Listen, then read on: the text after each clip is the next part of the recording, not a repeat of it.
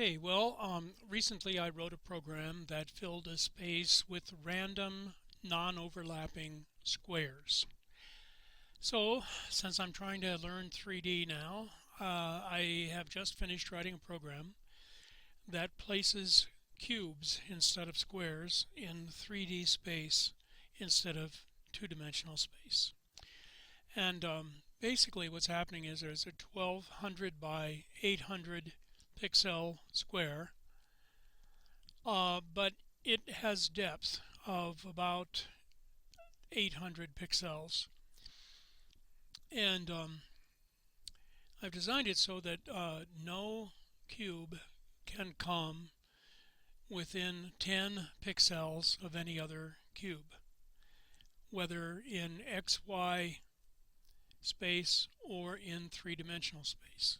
So you'll notice as the cubes get formed that they will sometimes come in front of previous cubes, which means they're closer to us, or they'll be placed behind a cube if there's space for it. And so that's what we call the Z parameter, the depth parameter. Anyway, the cubes come in with a randomized color scheme, as you see, and before any cube is placed, the space is checked to be seen, to be judged adequate, so that the planned cube can be placed there without hitting any other pre-existing cubes. So there's quite a bit of computation going on.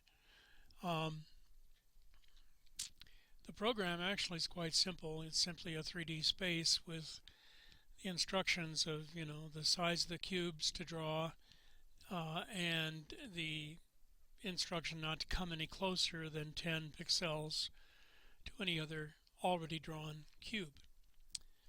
So I'm going to let it run for a few more seconds. Oh, the light, incidentally, let me say one thing about the light and another thing about the camera. The camera is straight in front of you as if it were placed on your forehead. So as you can see, the perspective goes off to the left, the right, the top, and the bottom, like a sort of fishbowl effect. That's because the camera is right smack dab in front of you. And the light is also smack dab in front of you and above the surface of the 3D space, sufficiently so that the tops of every cube are illuminated.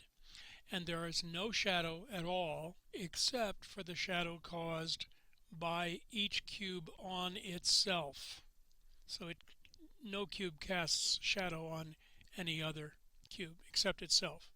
Okay, so 3.5 minutes, and I thank you again for your attention.